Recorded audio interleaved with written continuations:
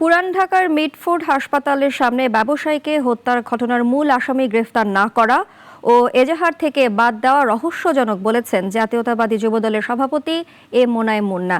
পল্টনের এক সংবাদ সম্মেলনে তিনি এই অভিযোগ করেন। সরকার প্রশাসনকে নিষ্ক্রিয় রেখেছে যাতে অরাজক পরিস্থিতি থাকে। গেল বুধবার ভাঙ্গারি ব্যবসায়ী লাল চাঁদ সোহাগকে মিটফোর্ড হাসপাতালের সামনে নির্মমভাবে খুন করে কতিপয় ব্যক্তি।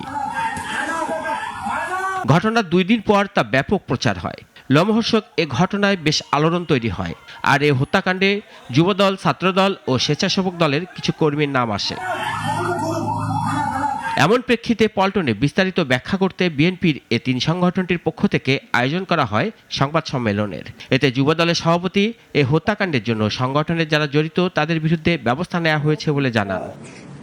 পরিবারের পাশে গিয়েছিলাম। তবে ঘটনার 60 ঘন্টার বেশি সময় পেরিয়ে গেল খুনিদের খুনের প্রমাণাদি হাতে থাকা সত্ত্বেও এখনও কেন মূল আসামিদের গ্রেপ্তার করা হলো না, এমন অভিযোগ করে এটি একটি বিরাট রহস্য বলে জানান যুবদল সভাপতি। এই ঘটনায় যারা সরাসরি সংশ্লিষ্ট হিসাবে ভিডিও ফুটেজ ও সিসিটিভি ক্যামেরার ফুটেজে যাদের দেখা গেছে, আশ্চর্যজনকভাবে তাদেরকে মামলার প্রধান আসামি করা হয়নি। মামলার এজাহারে উল্লেখিত বাদীর মেয়ে বলেছেন, মামলার এজাহারে খুনের সাথে সরাসরি সম্পৃক্ত 3 জন খুনিকে পুলিশ কৌশলে বাদ দিয়ে নিরপরাধ 3 জনকে আসামি করেছে। অদ্যাবধি কেন মূল আসামিদের গ্রেপ্তার করা গেল না, এটা একটা বিরাট প্রশ্ন ও রহস্য। এবং এদিকে উত্তরায় আর এক অনুষ্ঠানে বিএনপি নেতারা নির্মম এ হত্যাকাণ্ডে জড়িতদের দ্রুত বিচার দাবি করেছেন। কালকের যে ঘটনা সেটা আমাদেরও সারা রাত আমরা ঘুমাতে পারিনি। কি বর্বরতা, কি অসভ্যতা, কি নির্মম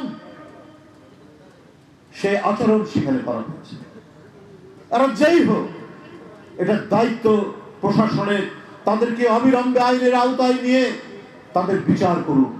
কোনো ব্যক্তির অপকর্মের দায় বিএনপি নেবে না জানিয়ে দলটির নেতারা অভিযোগ করেন, বহিষ্কৃত নেতাকর্মীদের বিরুদ্ধে ব্যবস্থা নেওয়ার কথা বললেও আইন শৃঙ্খলা বাহিনী কোনো ব্যবস্থা নেয়নি।